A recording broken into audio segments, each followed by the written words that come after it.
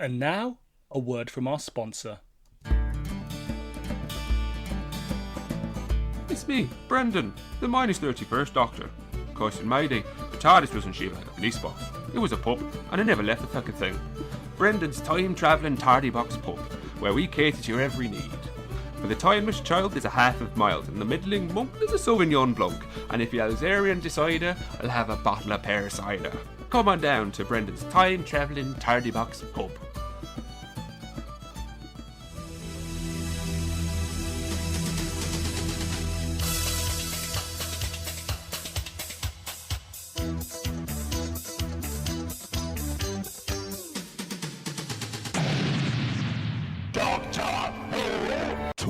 Too hot for TV. So, Yeah. Doctor Who, Yes. Extended Universes, Yeah. Too Hot for TV. That's us. I'm Dylan, I'm Jack. and we are here for episode 17. We're still here, post-apocalypse, post-apocalypse now. Yeah. Final countdown. The final countdown to freedom, and we're here to talk about everything that people want to hear about, which is niche Doctor Who spin-offs. Mm-hmm. So this month, there is fuck all news when it comes to the Doctor Who Extended Universe, unless you care about time fracture. It's on the tube. It's on the tube. I don't know anyone that's seen it or whether it's any good. No. I know there was a bad review of it online. Yeah. But all the Twitter Doctor Who fans seem to bloody love it. Yeah. Well, we'll jump straight into things. So we're dealing with two things today that deal with paradoxes. Yeah. Now, Doctor Who is a programme about time travel, and you would think it would be inundated with paradoxes and stories about paradoxes. Doesn't really do it though much, does it? Especially the old series. I was going to say the Space Museum, but that's not really a paradox, is it? That's just them being out of time. Yeah, I think you've got Mordred Undead. That bit in Pyramids of Mars where they jump forward and go, this is what... I'm from 1980. Yeah. Day of the Daleks. And then maybe Ace's past in Curse of Fenric / Ghostlight. Yeah. But ultimately, it's not a very paradox-heavy show, is it? No, I think that they were just more after like cowboys and Indians in space rather than Which is what they got. wibbly wobbly, timey wimey. You do get it more in the new series, though. Blink. Yeah. All of season 6. All of season 6. Rose as Bad Wolf. Yeah. The 11th Doctor's arc, really, is told out of sequence and is sort of cause and effect. The same with River Songs. Yeah. But do you know what the best handling of a paradox is in the new series? What's that? It's the Sarah Jane Adventures with the Trickster. Is it? Because it's just somebody with a full understanding of what paradoxes do, and him and his cronies kind of feed off them, don't they? Yeah. I would say Father's Day. Okay, you're right. Yeah. But I like the idea of this trickster being this kind of somebody that feeds off this paradox and like actually engineers them. Yeah. As opposed to Father's Day, it's just kind of, in inverted commas, a naturally occurring paradox. Yeah. He could be a member of the faction. He could, actually. That's very true. Which we'll come to a little bit later. The Trickster's Brigade. Yeah. Which is a funny thing to call him and his insects. Him a load of bugs.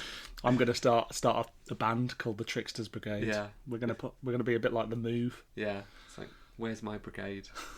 And it's just an ant farm. Alien Ant Farm. Yeah. So, first up, we're doing a Big Finish companion chronicle called Peri and the Piscon Paradox. Yeah.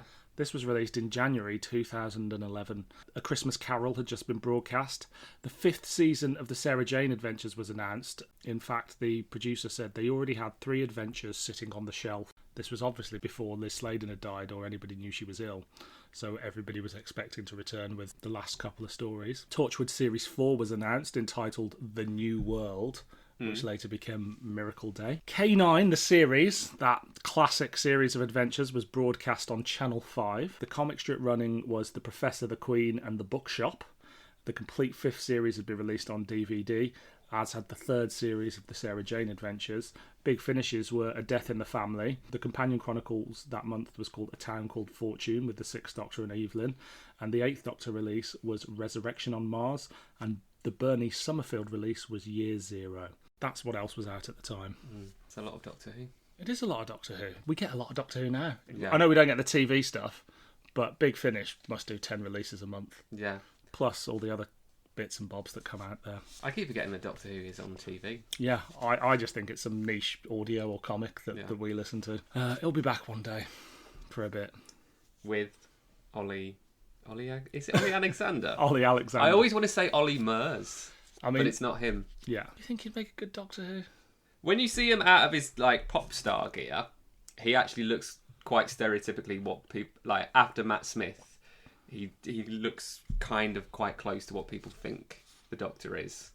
But he says that it's not true. It's not true. It's just online speculation that's made it into the tabloids. He's already fought the Daleks. That's why people are saying it. Yeah. I think what happened was somebody asked Russ T Davies the question as kind of a joke, and he sort of went, "Oh, wouldn't that be marvellous?" Yeah. And all of a sudden everybody's like, Russ T Davies, the man that brought Doctor Who back, says Ollie Alexander is Doctor Who. But, I mean, Russ T Davies does not have any involvement in Doctor Who. It's true. Too hot for TV. The Fifth Doctor and Peri arrive in modern-day LA, where an older version of Peri is investigating the presence of a fish-like race called the Piscons.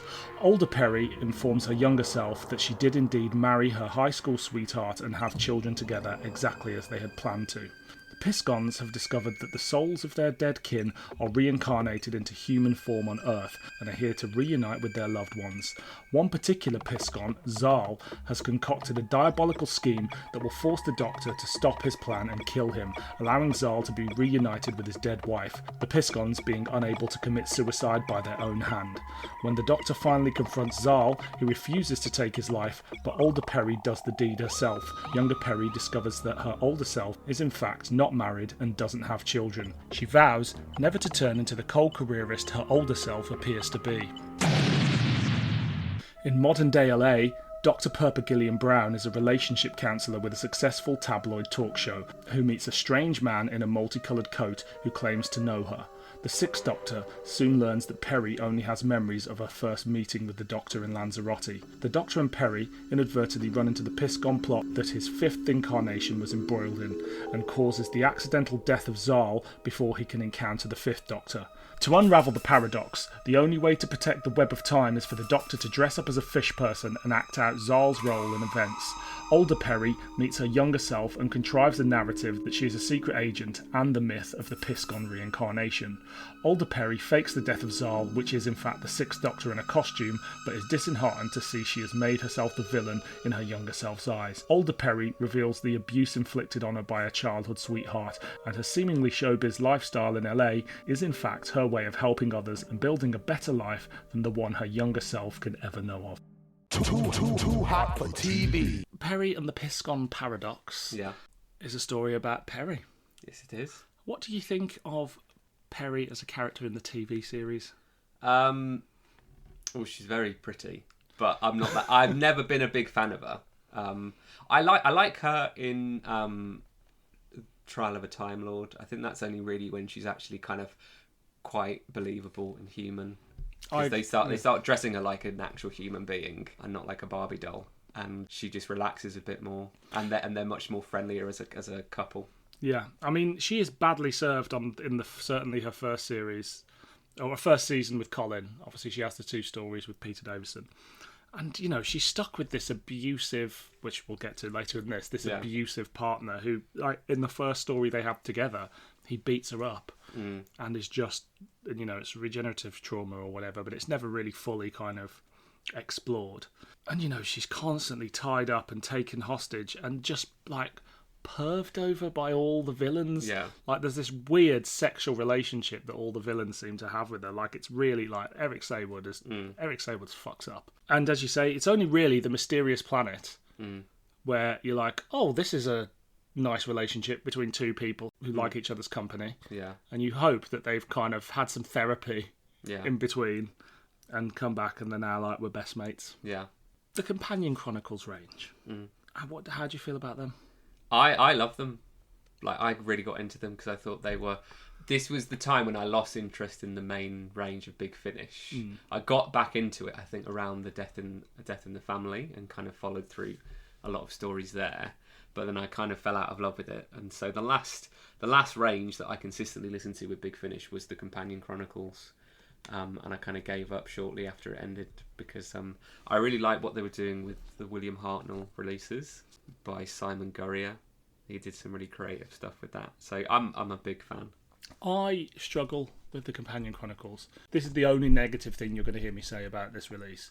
And this isn't because I have anything negative to say about the release. It's just I struggle with the audiobook format. Yeah. Like, if there isn't loads of different voices, and admittedly this one has a couple of different voices, I can't engage. And even listening to this, there were several times I had to rewind because I just, like, something happened and I was like, oh, I've lost interest. Not lost interest, it's lost my attention.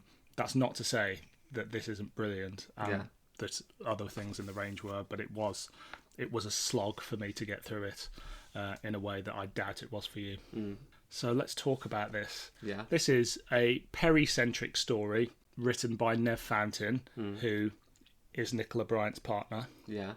So I don't know, but I suspect he had a proper chat with her or gathered over the years of them talking and being together that she felt there was a lot of issues with the Peri character that she would like addressed, and especially kind of the story tying up in a way. And so we get this. What is your initial reaction? I think it's great. Yes. Yeah. I said to you that it's like Doctor Who done as Rick and Morty, which is always a good thing. It's really funny. It's really silly. And it can be deep when it wants to be. And it's both very, very immature and mature at the same time. Yes. And it's exactly what I want from Doctor Who. So stupidly, Yeah. I had heard the half of this before. Yeah. And everybody said Peri and the Piscon Paradox is fucking brilliant. Yeah. So, as you probably gather, for those of you who haven't heard it, but you've probably gathered from the synopsis, it's essentially the same story told twice from different points of view. Yeah. So the first story is young Peri and the Fifth Doctor encountering this Piscon Paradox. Yeah. And they encounter an older Peri. Then the second story is from the point of view of older Peri and the Sixth Doctor. As we find out, the Sixth Doctor is basically orchestrating events after he accidentally killed the main perpetrator. I only listened to the first two episodes. I was like, what are people talking about? Just fucked it off. Yeah. And I think I got it mixed up with, there was a DWM freebie called Her Final Flight or something like that. Yeah. And those two have always been confused in my mind for some reason. Right. But obviously, coming to it, it is brilliant. It is everything you expect from a Nev Fountain script. Like, his scripts are always very, very funny. And as you say, they're stupid, but immature. Yeah. But mature. Like, the jokes are kind of hilarious, but they're very clever jokes. But they appear on the surface to be quite stupid. Let's talk about the differences between young Peri versus old Peri. Because this is kind of... It's the naivety of youth versus kind of the damaging effects of experience, essentially, and how you deal with things as you get older. We get Peri interrogating her older self, and we get kind of that first-person insight from both of them.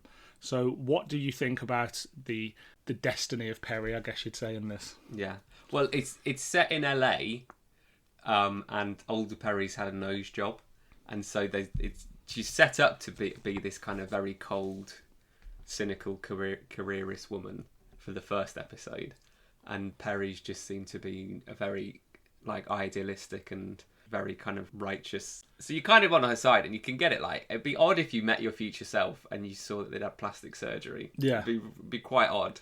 And also there's this thing of like they're in a coffee shop and she's pouring something into her drink, and so we just assume she's an alcoholic and she's adding booze in. But later on it turns out she's adding more caffeine. Yes, yeah, that's true. Yeah, but also there's a lot of jokes at her expense, at older Peri's expense in the first half, and then in the second half you actually warm more to older Peri and view younger Peri as just a very naive, unrealistic person. And she's given, and older Peri's also then given all of the kind of dignity in the second half that she's, when she's made kind of an object of fun in the first. Well, you get the naive, like younger Peri's naivety about her plastic surgery, as you say. Yeah. And about like her idea of like young love and romance of, I should have stayed with Davy and all this stuff. And then it turns out she did stay with Davy and he was an abusive partner. That's why she's got the new nose. Yeah. And that's why she's kind of a relationship counsellor now. So it's quite heavy stuff in that respect, but you don't get to the heavy bits until much later on. Yeah. Do you think Doctor Who should tackle subjects like this? Yeah. I grew up with the Virgin New Adventures, so of course I'm going to say yeah. But I think the TV show, like, with the new series has had episodes about suicide, like depression, abortion. Yeah. Via, a big moon egg. Yeah, I don't think there's... Although Peter Harness has said he didn't get the abortion analogy when writing it. Wow. Yeah, no, I that's what makes it work for me as a family multi-generational show, is that as long as there's enough, scary and silly bits, you can layer it with much more kind of deeper allusions and kind of metaphors to grown-up things. And the thing about this is that it's one of the few big finishes where you can go, actually, this would work. This actually would work as a Saturday night bit of TV as well, because it's silly enough and fun enough to get away with it. Absolutely. And I think also in terms of like the format, as a multi-doctor story, it's a fucking brilliant way to do a multi-doctor story. Yeah. Also, were this to be broadcast on a Saturday night or Sunday night, everybody would be up in arms that Doctor Who had gone too woke and too political dealing with all this stuff, which is just bonkers. Do we like Peri? Yeah. As a person? I don't know. Well, I like her in this, but I don't know enough about her from the TV show. She's a botany student. Yeah. She likes plants. Young blonde men. Yeah, she can't swim that well. And she just has a shit time. She does have a terrible time, and it ends very badly, which we'll come to in a bit. What do you think of Nicola Bryant's range as an actor on display here, and have you seen her in anything that isn't Doctor Who? No. I don't mind like the audiobook format, so I really like her. She does a range of American accents, and they're mainly quite comedic, but I kind of like that. I think that because of the format and because of the style of the story, the range of accents she does is kind of acceptable. Yeah, and I like older Peri the most. She feels like the most rounded and like humane character. Yeah, no, I really liked it. I don't know if there are actually many other Peri companion chronicles. It might be the only one. I don't know. We'll look into that. I think it's a one-off. We'll look into that, and I will pop up right now and let everybody know. So here is Future Dylan.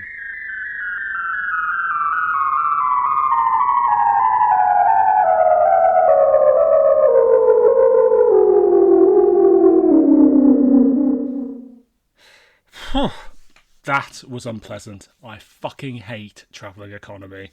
But it's me, Future Dylan, and I'm here to tell you that Peri and the Piscon Paradox was indeed the only companion chronicle that Nicola Bryant has done so far, but she's done plenty of short trips and also done a number of original readings for the British Broadcasting Corporation. Anyway, back to past Dylan. See you later. Toodle pip.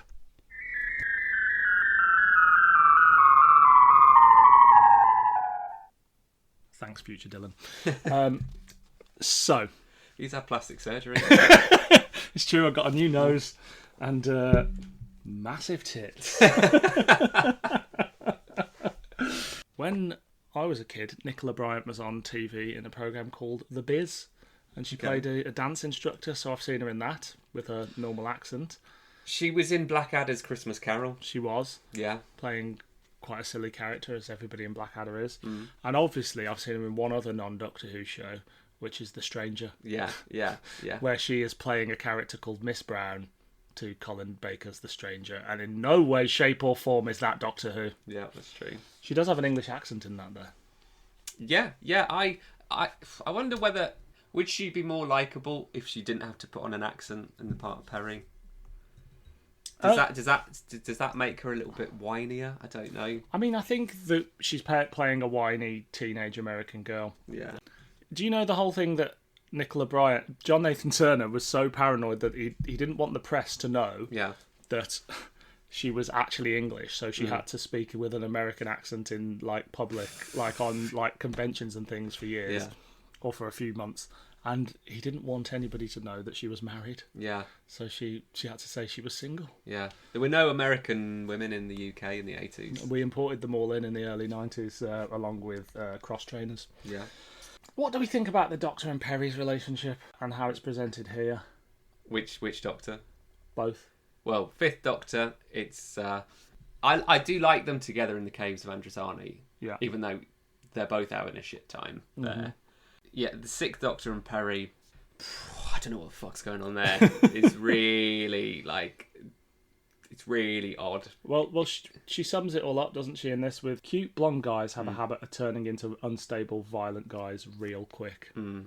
There's just no framing for it in terms of you could get away with that if the scripts were mature enough to check in as to how Peri was coping as a person in this mad situation, and also why she's staying there. Yeah. But they don't do that, so it's just a fucking nutcase and a broad. A nutcase and a broad. Yeah, turning up in beige sets across the universe. While more nutcases perv over her. Yeah. So, we get 2 Doctors in this. We get the 5th Doctor, as played by Nicola Bryant. Yeah, I kind of forget that. In my head, the 5th Doctor's just in it. So when this 6th Doctor shows up and it's actually Colin, I was like, fucking hell. Yeah. Now, I'm going to go very much into rumour territory, not even rumour territory, gossip territory here. Yeah. Peter Davison and Nicola Bryant have not worked together in Big Finish since The Bride of Peladon, Okay. which was in 2008. And it seems odd that they would get Colin in here, but not Peter. Yeah. There is a rumour that I've heard that may not be true at all, that for some reason Nicola Bryant doesn't like him and won't work with him. Really? Yeah. But also the format for the Companion Chronicles was always 2 actors, so 1 companion and 1 extra actor. So that was always the format. I don't think they ever broke that. Oh no, sometimes they had pairings of companions and then 1 other actor. But that's interesting. Don't know. Might not be true.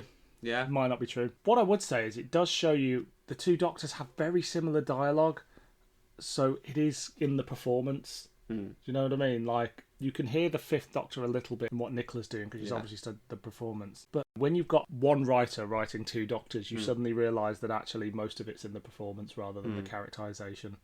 But the 6th Doctor comes across when I listen to this, it sounds almost animated, like an episode of Family Guy. And the 6th Doctor is like this kind of comedy dad that's a lot more likeable than he was on TV, and it kind of works as having him as the kind of the fall guy for all the jokes. So it was written by Nev Fountain. Yeah, inventor of the Fountain. Inventor of the Fountain, who writes some pretty fantastic Doctor Who's. Now, he's given real thought to the character of Peri. Has any classic companion really been given this much attention in Big Finish? Sarah Kingdom. Okay. She got pretty well explored in the Companion Chronicles. Isn't that because she was a house? She was... Say! Yes, she was. Factual and funny. Yeah. Well done. No, I think they were my favourite range within that, and they gave her a lot of depth, a lot of features, a lot of, extensions. Loft conversion. Yeah. I mean, Ace has obviously kind of been too well developed in the amount of content, in books and audios, and then also just fucking BBV turning her into a victim of child abuse or whatever they did. Yeah. Weirdos. Yeah, but this feels very focused just for a one-off. Yeah. They it feels almost like they do everything they need to do with the character. Yeah, I think that's fair. What I do like is Peri on TV quickly becomes English actress Nicola Bryant with a bit of an American accent. Yeah. Here, Nev Fountain makes her an American. All her cultural reference points are American. She uses language like roomie and jock and butt, and she describes the TARDIS as like a game show studio. She says bangs instead of fringe, and it's just really thinking about the character. I never noticed that, but that's true. Yeah. But you just don't get that on the TV. I also like, for younger Peri, there's a real sense of wonderment when it's that first person stuff. She lands in 2009 and she wonders if her mom's still alive, if they have moon bases and things like that. And it's something that I love Big Finish doing. Yeah. It's when they take a classic series Doctor and put them in present day. Yeah. Not just their present day of the 80s or the 70s, but now. Yeah. Because it just that really makes it feel like it's part of the fabric of the canon. If you know what I mean? Yeah, they land in 2009 in LA, and she immediately thinks there's been some kind of a war because there's so much plastic surgery going around or some kind of disease that's kind of hit the population. And, you know, it's kind of on-the-nose social commentary about stick models and fat people and blah, blah, blah. But it does work, and because it's told from her point of view, it's kind of... It takes in the normal in her own unique kind of perspective. I also want to talk about... I don't know... This, again, could very much be... I might be talking complete bollocks here. Nicola Bryant does not have kids. Yeah. And I'm sure I remember in an interview saying that she couldn't have kids. Right. And this is about a woman wanting kids, ultimately. It's about the pressures of society on women to have children and about the need or want for motherhood and what happens if you can't do that. Yeah, no, I heard that as well, and I think it was because they're a couple. I think it was about their conversations that informed the script. So it's very mature. Yeah, because I believe that they got together. They got together later in life, as it were. Like they were both in their 40s, 50s, whatever, when they got together. So presumably both of them had failed relationships for whatever reason. You know, I'm not here to cast aspersions on that, but I suspect that when talking about this, it wasn't what Doctor Who fans love doing of filling holes in the canon and gaps in the stories. It's like, well, I want to tell a story about Peri, but it's also personal to me and goes back to my life. May not be true, but I'm pretty sure that I've read that. What do we think of the format of the story with the two doctors playing out these events and not knowing each other's there? It's great, yeah, because it's just it's really, really, really silly. And the premise is that the Sixth Doctor defeats the villain of the Fifth Doctor story too soon, so he decides to dress up in a rubber monster outfit and reenacts. He needs to get the Fifth Doctor to defeat him, but he keeps not wanting to, and then he has a go at him for being such a pacifist. And there's just so many funny things in there, and then he says, like Peri just says, you just look like a guy in a rubber monster suit, and he was like, yeah, no, due to the atmosphere of other planets, that's how most aliens look when they come to Earth. It's just, I want to see this kind of stuff on TV. I know, it's like, it is something that should be done. It's like the Piscons are obviously a relative of the Pescatons. Yeah. Our mates, the Pescatons, friend of the podcast. Obviously, the Piscon plot's very contrived, and it is a commentary on kind of like your classic Doctor Who plot, and you have the Doctor literally making up the plot as he goes along, as classic Doctor Who often did because of such tight deadlines and just trying to get scripts turned around. And then, as you say, he goes around dressed up in a rubber suit. Like the whole contrivance that humans have plastic surgery to give them big lips because there's race memory in them to look more like a Piscon is great. It's almost a bit Red Dwarf. Yeah. And the whole, like, even though it's not real within the story world, Zal coming to find his dead wife's soul trapped in Beretta, who's Peri's friend, reminds me of What We Do in the Shadows. Do you ever watch that? Yeah. And one of the vampires has got a lover called Gregor, a human lover who she keeps finding reincarnated. Yeah. But obviously this was way before that. So at the end, a Time Lord appears and tells them that the Time Lords purposely killed Peri on Thoris Beta. Then they pulled her out of that time stream and made her marry Yrcanos. Then another incoming president, who we presume to be Romana, says the fate of being married to Yrcanos is worse, dying twice over. So they wiped her mind, apart from the first adventure, as they did with Jamie and Zoe, and put her back where she came from.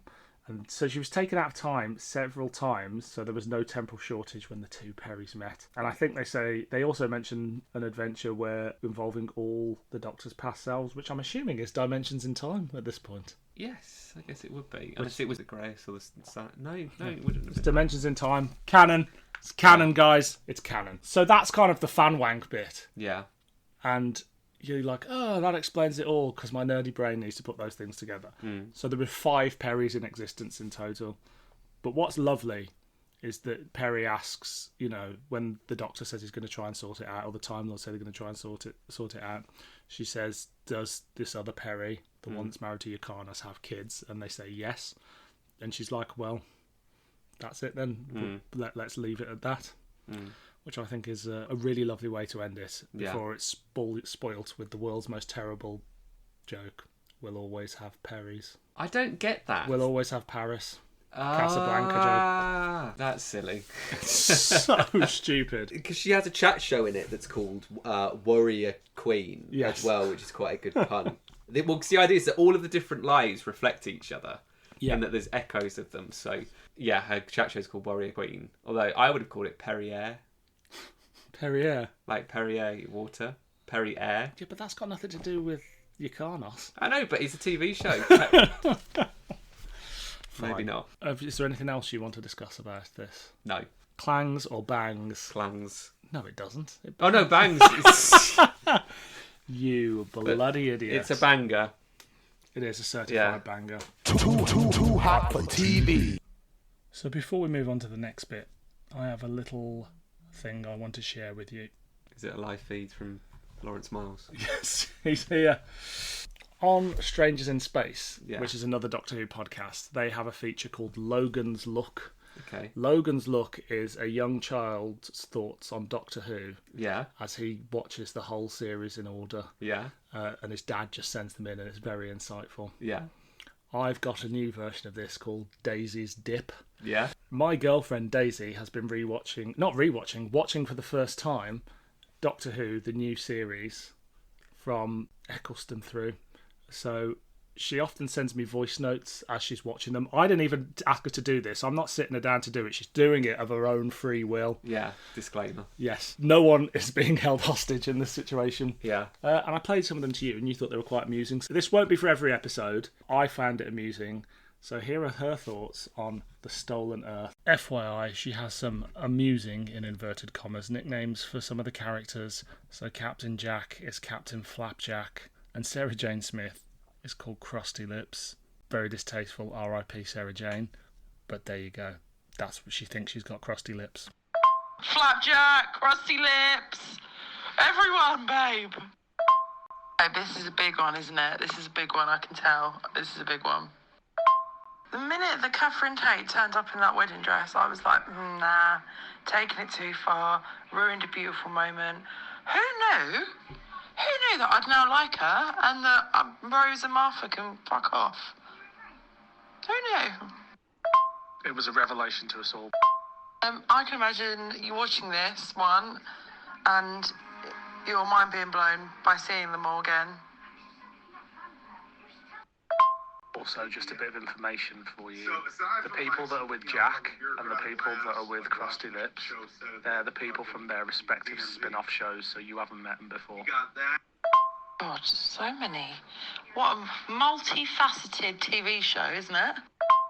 It's just got to the bit where you hear that it's the Daleks. Again, Captain Flapjack.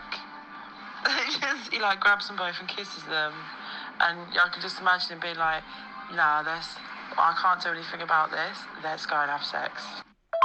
Donna dies, doesn't she? Donna dies. Tell me the truth. Donna dies. This is when she goes. Not now, Captain. Put your willy away. Why doesn't he know that Rose is there too?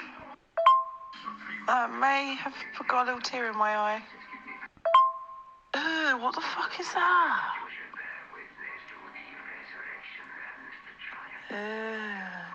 His eye sockets are like bum holes. That's Davros, the creator of the Daleks. That is disgusting, isn't it?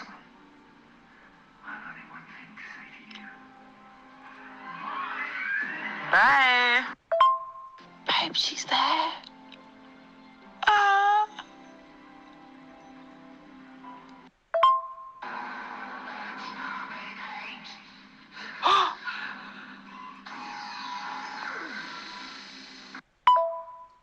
Wow.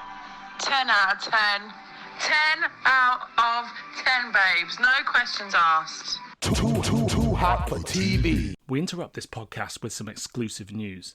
After rummaging around in the basement of our local Buddhist temple, we have uncovered some lost radio recordings from the 1970s, unheard since their original broadcast on West Midlands local radio. These tapes feature an exclusive look at the making of Doctor Who during the 1970s, so we present to you, for the first time in decades, a day in the life of a television producer.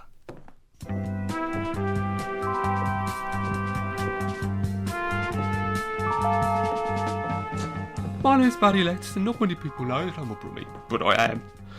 Come with me now as we go on a tour of the 1970s Doctor Who production office. Over here we always leave a tray of Marlboro Lights and pig wafers for Mr. Pertwee. He gets awful aggy if he hasn't had his ciggies and his bickies. Over here is our assistant Janet. Due to industrial strike, all the blue screen we use for colour separation overlays out of use, so she's hand colouring sheets of A4 with blue marker pen, making us our very own blue screen by hand, from scratch. Good job we found those felt tips, eh, Janet? We spent the first week using a big biro. The surface ratio just isn't compatible, is it, Janet? Bless her. Over here is where Terence Dick sits. He's out having his 10 o'clock bacon roll. He'll be back at 11 for his absinthe. He likes absinthe because his favourite colour is green. I say favourite. The poor sod looks at the sun too long and now the only colour he can see is green. Silly sausage. Oh blimey, is that the time? The Havoc team will be back soon. They do work hard. I usually put some thin crispy pancakes on and chop them up for the lads to pick at. Well, these bits of paper aren't going to colour themselves. Namaste and bon voyage, kittywigs. Bye.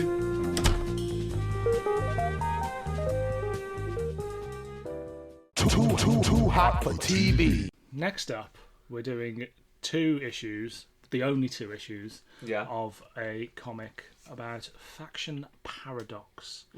Now, for those less in the know than myself, although I do know, really, but for the purpose of this podcast, who, what, where, why are Faction Paradox?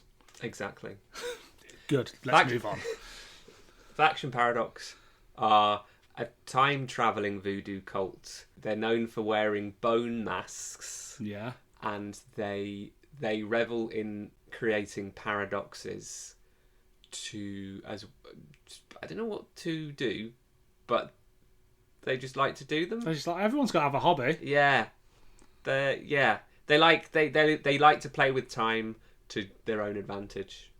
Fair enough. Yeah. Like the Tricksters Brigade. Yeah. Same MO. They've always got bone. They love bones. They bloody love bones. Yeah.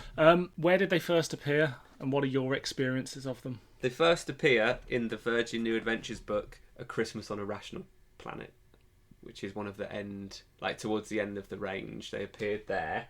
After that, they appeared in a Bernice New Adventures book called Dead Romance, which was a very good book that I read. And then that was out without the Doctor, right? Yes, so that was just those were just the Benny books. Yeah, that's mad that was a thing. I mean, I read a lot of them because I like them, but it's mad that exists. I mean, I'm reading a comic about Lytton, so you know, Doctor Who in it. But my first encounter with them is because, and I have quite a fondness for them, because the first ever 8th Doctor book that I ever read was Alien Bodies, and that was when they first appeared in the 8th Doctor books, and it was quite an easily accessible story, and that sets up all of the mythos that Lawrence Miles would bring to the 8th Doctor range with Faction Paradox and how they affect his life. Are they the main kind of baddies in the 8th Doctor range? Well, Lawrence Miles, I've got very pissed off because he had them as a presence, but not specifically as a big evil enemy. He just wanted them to be a race with a culture that you could explore, and sometimes they were good and sometimes they were bad, but other writers eventually just turned them into full-on villains. Okay, and they're in the Doctor Who range, they're Time Lords, right? No. Is that really? I don't think they are, no. So the thing is that... Or maybe they are? No, they're not. No, I don't think they are. They're kind of unknown, or they might be a mixture of people, and that some of them might be Time Lords and some of them might not be. But the whole point is that they exist because they're minor players in the Great Time War. Before the Time Lord Dalek Time War, right. There's a great time war between the Time Lords and some unknown force that's never named, and Faction Paradox basically are these kind of middlemen that take advantage of this situation. But I don't think they're always. I think any race can join them. That's the point. Of course. So my only real experience of Faction Paradox, I must have read some of the Eighth Doctor books with them in, but I cannot remember a thing about them. Yeah. The BBV audio range, which got better towards the end, but it had some lackluster production values. And then Magic Bullet, who did Caldor City, did a range of 6 audio plays with Faction Paradox, and they're fucking brilliant. Yeah. Like, they're just, the production values are through the roof. They've got amazing cast in there. It's Lawrence Miles writing, but he has a decent editor who understands how to handle him and not just let him go, "Whoa, look at all these ideas." So it's a really good range, and I would recommend to anybody that they go out and check that out. Not anybody, any Doctor Who fans. If you're not a fan of Doctor Who, why you're listening to this, but your first experience of it shouldn't be some niche audio. So these 2 comics were done by Mad Norwegian Press, who are responsible for many things in the Doctor Who world, but largely non-fiction stuff, like the About Time range. It was also Image Comics and Diamond Distribution were behind them.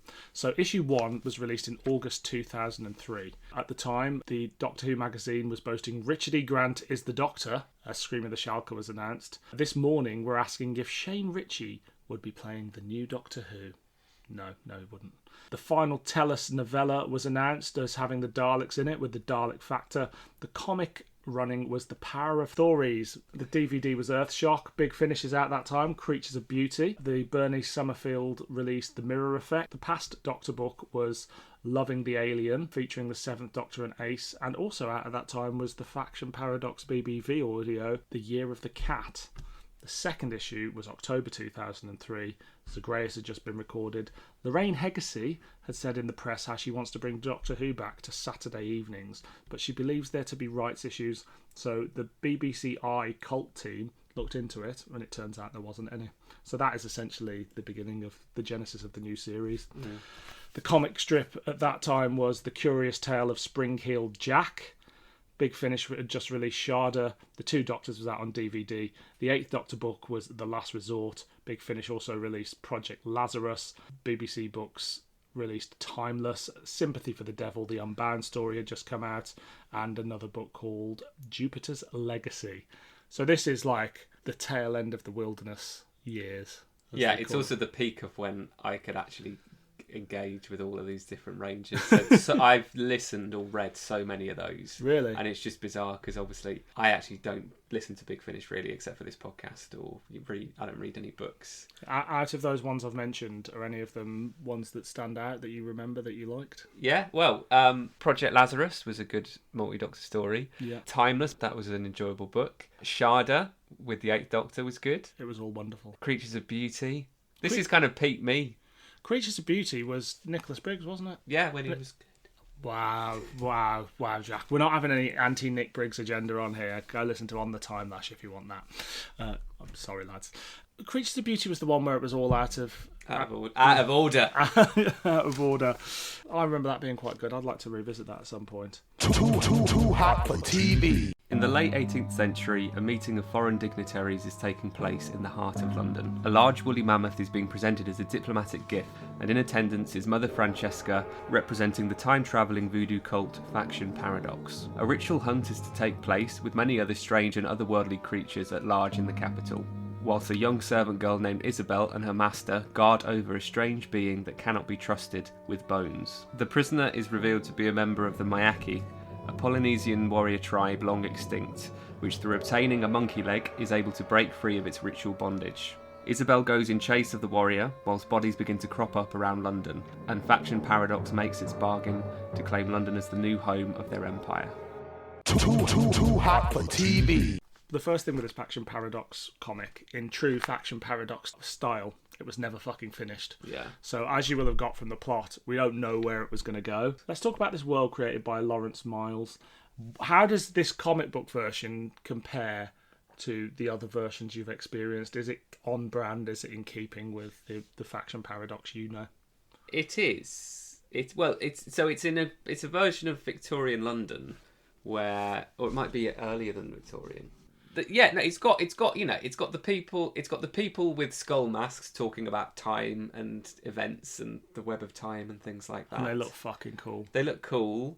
There's out-of-time creatures and animals filling the population. Lawrence Miles was very big on history. Yeah, and he put a lot of historical information into things that he wrote, wouldn't he? Yeah. So it is in keeping with the universe, but the whole point of it is that it's set within a novel that he wrote for the Eighth Doctor called The Adventuress of Henrietta Street. Okay. And there's loads of characters in there or things that were from that book. So I was reading it and I was going, oh, holy fuck, it's that guy and those things. But he's designed it so you don't need any prior knowledge of that. What is that book about? I need to run through all of the ideas associated with it to tell you what was going on, because it's so fucking dense. Hit me with it. So, Faction Paradox are basically working within the fallout of this great time war. And the enemy that the Time Lords are fighting is never named. Faction Paradox revel in paradoxes. And so what they did is that their home, the heart of their empire, is known as the 11-Day Empire, which is when there was a change in the Gregorian calendar in 1752, where 11 days were just skipped over in September. And Faction Paradox took that idea as essentially a conceptual time zone that they could plant themselves in. Right. And there's a scene in the second issue of this where they actually show that being agreed, which is fucking great. And so that's people describing the pact being made, and then it shows this kind of blood red London skyline with all of these kind of strange fragments coming out of it. Yeah, it's fantastic imagery, and it's also the BBV audios. The first few are called the 11-Day Empire. Yes, and deal with the 11-Day Empire, essentially. It's set within that world. So it's this kind of Neverwhere / voodoo / Harry Potter type dark other worlds that they occupy. Eventually, all of this was introduced, like the idea of the actual war came in with the Eighth Doctor, and this culminated in the Eighth Doctor books with the Ancestor Cell, which was essentially Faction Paradox. Their main leader, or their kind of fictional god, is the Grandfather Paradox, which is someone that went back, killed their own grandfather, never existed, and kind of erased themselves from time, but also existed. There's a long gestating arc where essentially the Eighth Doctor has a companion called Fitz, and he gets taken by Faction Paradox, and he's frozen in time, wakes up in the future. The Eighth Doctor, meanwhile, goes off with a clone of Fitz, and so the Doctor's companion is far away from home, millions of years in the future, and becomes jealous that the Doctor's left him, and he becomes Father Craner. So Fitz Craner becomes Father Craner, a member of Faction Paradox. This was in the BBC book by Lawrence Miles called Interference, which was kind of his big budget 2-book release, Eighth Doctor adventure. And at the end of that, so the first half is an Eighth Doctor book, the second half is a Third Doctor book. So Fitz gets plucked out of time in the Eighth Doctor book, and then he appears as a villain in the Third Doctor adventure.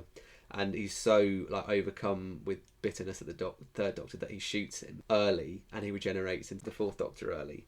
And that kickstarts the Doctor being infected with some kind of Faction Paradox virus that turns him into the Grandfather Paradox in the Ancestor Cell, where Gallifrey's under threat by this weird bone structure, which is in fact the Doctor's TARDIS transformed into a big Faction Paradox bone war machine. In that book, they explain who the enemy is that the Time Lords are fighting. I've read that book twice and I still don't know who the enemy is. And everyone that read those books was really pissed off with the explanation, because it's literally just a chapter that describes some weird unknown force, and it's a letdown.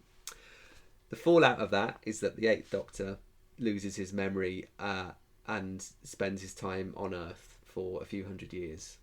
Eventually, Lawrence Miles was known for kind of falling in and out of love with the book range, and some people really loved him and some people hated it, and there was a lot of fan bickering over these ideas taking such precedence in the books and these big convoluted arcs that were taking place. And so the last Doctor Who book that I think he wrote was The Adventuress of Henrietta Street. Right. And so that features the Mayaki warrior that is in the comic, which so is the a imprisoned. really fucking cool design. Yes, I only looked this up afterwards and realised that character was in the book.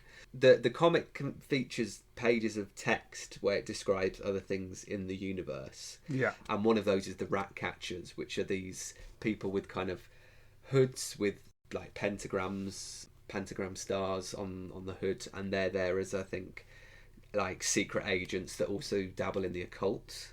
So they appear in that book, and that is set in basically a post-Time Lord universe. And so what the books explored was the idea that the universe without the Time Lords, when they're wiped out, is actually somehow more magical. Right. Because they've been imposing this kind of order on the universe. Strict logic and science. And so Earth gets kind of, is being penetrated by these other creatures. And so there's some frames in the book of these monkeys that are kind of rabid and odd, and those are the villains in this book. So London is awash with these kind of ape-like creatures who are revealed to have come from Gallifrey. Right. So the Doctor in this post-Time Lord universe, I hope people are enjoying this, because I did when I was younger, but I can tell some people would just be like, what the fuck is he talking about? I think it's fucking brilliant. It sounds like they did the Time War better than Doctor Who did the Time War. Yeah. Instead of it just being a big explosions, it sounds like it's actually dealt with time. Yes. So the premise of The Adventures of Henrietta Street, as a novel, it was written as a history book. So it's all written as someone looking through historical documents, trying to figure out what was happening. So you never quite know what is true and what isn't. But the basic premise of it is the Doctor is having an arranged marriage to a young girl, because he is essentially, he doesn't know that he's a Time Lord or what the Time Lords were, but people, the thing is the fact that without the Time Lords, people become time sensitive in the absence of the Time Lords. So there are people that he lives with on Victorian Earth who kind of, they're aware of time and space changing in the absence of the Time Lords. And the Doctor is a bit of an anomaly, and his health is deteriorating. And so what they do is they say, your marriage is going to be a ritual to tie you to the earth, because you're someone with no past and no history. Right. We feel like this will ground you, and it will give you license to meddle in our affairs, because we know you're not human and we know there's something different about you. And what happens in that book is that the marriage falls through, because there is a character called Sabbath who appears in this comic, who is essentially a bit of a Victorian secret agent, again, who dabbles in the occult and in rituals. And he is essentially set up to be the new Doctor. So it's the idea that the Doctor is a role within the universe, and the Eighth Doctor is redundant because he's kind of not tied to Gallifrey and he doesn't have a specific place to anchor him. So Sabbath is trying to build a time machine, and he's kind of wants to be the new Doctor to a degree. And so Sabbath steals the Doctor's wife that he's lined up to marry, and the Doctor is basically having one of his hearts is rotting in his chest. Fucking Are you hell. enjoying this? Yes, I am. And I hope all of you at home are enjoying it. So the Doctor's heart is rotting in his chest, and he's lost his wife, which was going to be this symbolic way of healing him. And whilst everything seems lost and everything's going, falling apart, the man with the rosette visits the Doctor. And so this is written as a history book. And what it's implied is that is the Master. And the Master comes to look after the Doctor under a ceasefire, because they're the only surviving Time Lords fucking hell in the universe. And there's like an agreed ceasefire between them. And so he takes care of him when he's sick. And so what happens is that there ends up being there are these apes that are this kind of elemental force that are invading London, and they follow them through to their homeworld, which is essentially a fragment of destroyed Gallifrey, of the Citadel. Hell. The Doctor and all of the cast go there, but they don't know what Gallifrey is, and so the Doctor's on Gallifrey with amnesia and with no knowledge of the place, but he doesn't know it's Gallifrey, and only Fitz, his companion, kind of alludes to the fact that this is where the Doctor's from, but he doesn't know it. And what Sabbath does with his knowledge, now he has a working time machine, he cuts out the Doctor's heart, because that's what's killing him. And that restores the Doctor, because his second heart was tied to Gallifrey, and because Gallifrey is destroyed, that heart is rotting. That's the culmination of that book. But what happens is that Sabbath becomes a long-running villain. But I in do the books. I do recognise him. He is in the audios. He does show up in the audios in various forms. So again, this is another thing where Lawrence Miles introduced him and said he just wanted him to be an interesting kind of alternative Doctor figure, but he essentially just becomes the Master again. Like, he's just this kind of arch villain. But later on, it is revealed that the Doctor without his second heart becomes human, and he loses lots of Time Lord abilities and is much more fragile as a result. Yeah.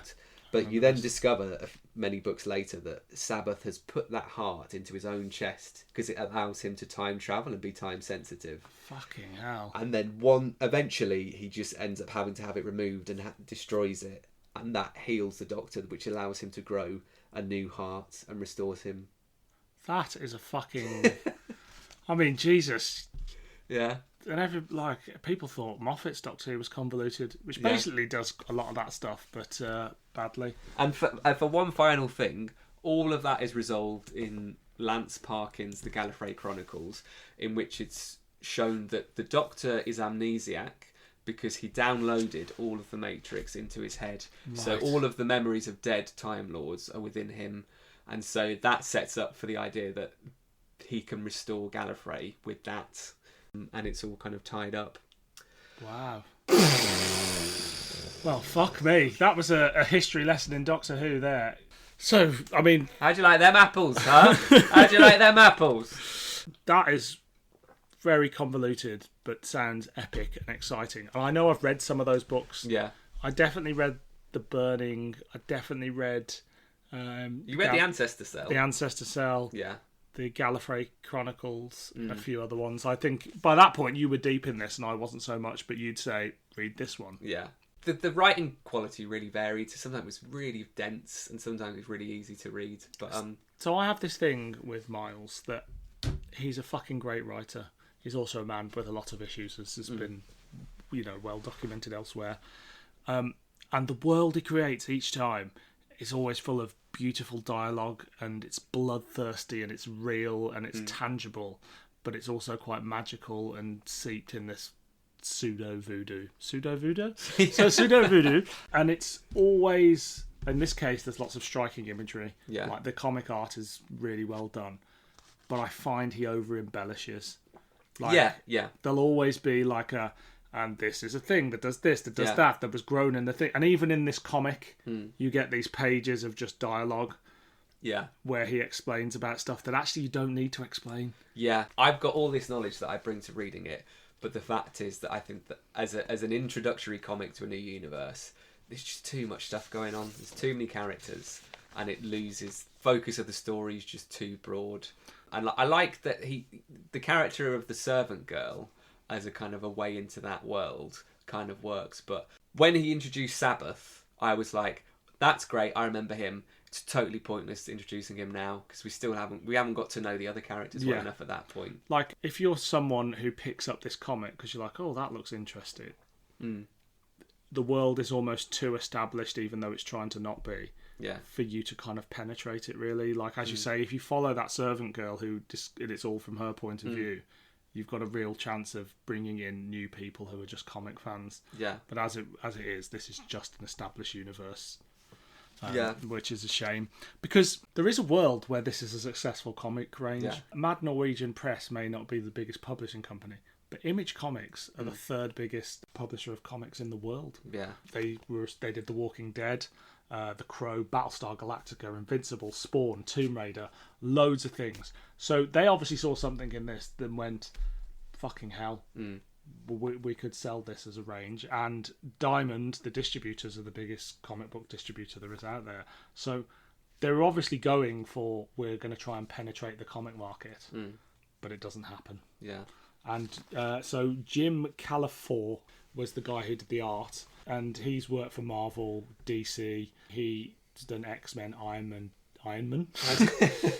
Man, Deadpool, Batgirl, and he created the character of Nocturne, who was the daughter of Nightcrawler and the Scarlet Witch in the Marvel universe. The people behind this thought there was enough kind of like there to kind of make this a successful range for people who don't even know, especially at this time in America, who don't even know what the fuck Doctor Who is. Yeah. So it's a shame that it doesn't go any further. It's an idea that can work as a series. It's just I don't think it's just trying to cram too much in. But also in hindsight, it could have been, you know, by issue 10, this could have just been like, oh yeah, it's a bit fumbled at the start, but this is a great series. So it is a shame that it stopped so soon because the potential is there. Yeah. Well, shortly before the release of the comic's first issue, a subsidiary of Warner Brothers contacted the publishers to ask them about the film rights. And the talks came to an abrupt end, apparently, after Lawrence Miles described the project as Amadeus with monsters. I do think, unfortunately, probably without Lawrence Miles involved, there is a world where this is like his Dark Materials or something like that. Like, it's such a rich, rich world, I know I keep saying it. In an era where you've got Harry Potter and his Dark Materials and Rivers of London and things like that, like... There is a world away from Doctor Who where this is a huge, huge franchise. Yeah. It will never happen because of Miles's personal issues and stuff like that.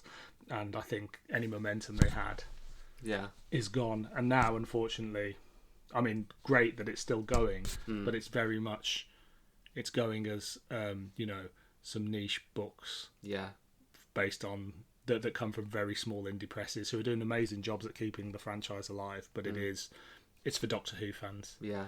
I mean, it's very visually, it's very striking. Like the logo and just the visuals that they put across the book covers and the comics and the audios of those skull people. Like it stands out. Like it's got a really solid identity. It does. It's just trying to make it sell and trying to tell it coherently and not because there is a lot of dialogue and a lot of talking. And I actually don't.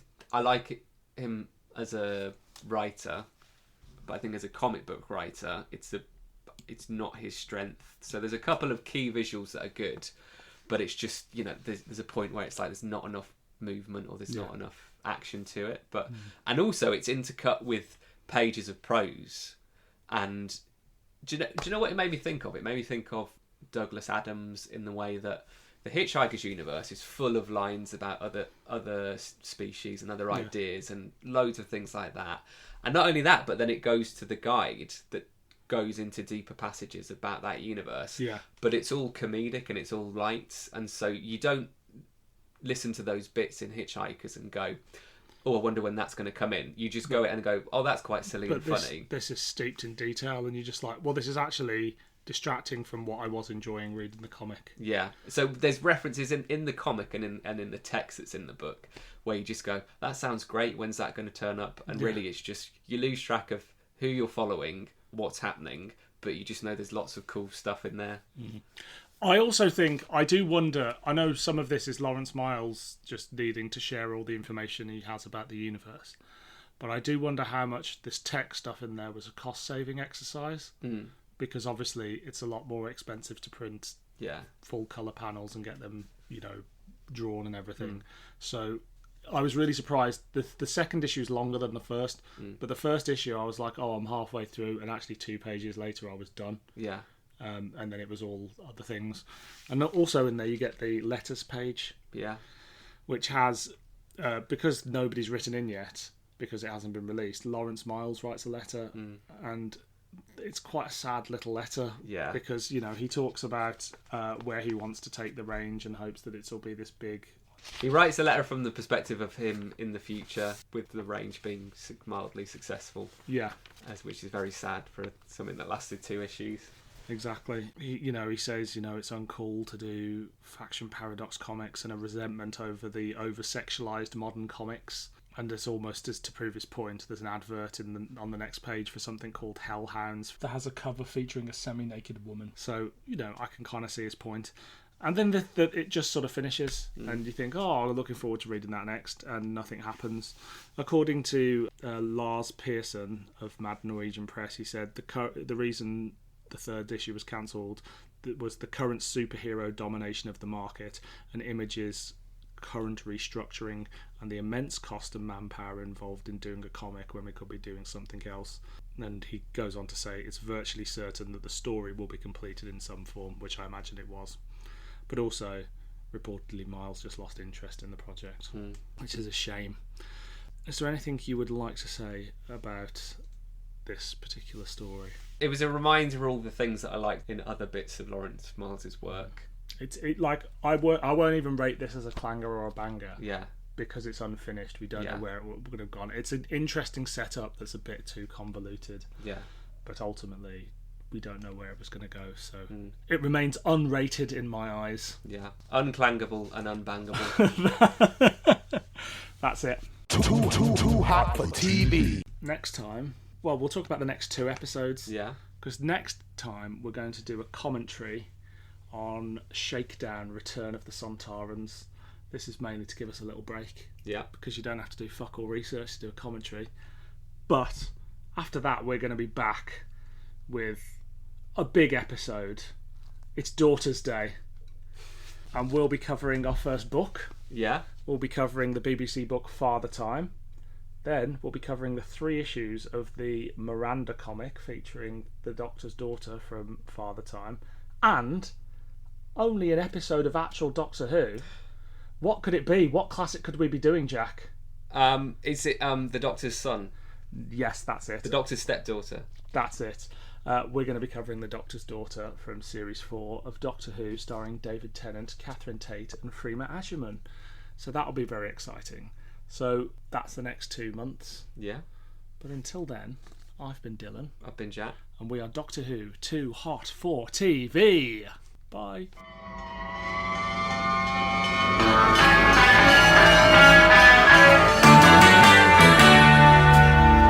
Cast your mind back 10 years to the girl who was next to me in school.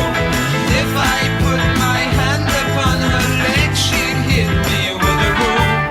Though tomorrow won't be long, we're gonna have to play it cool. You'd be fascinated by her. She could set the place afire. Run and get Tricksters Brigade.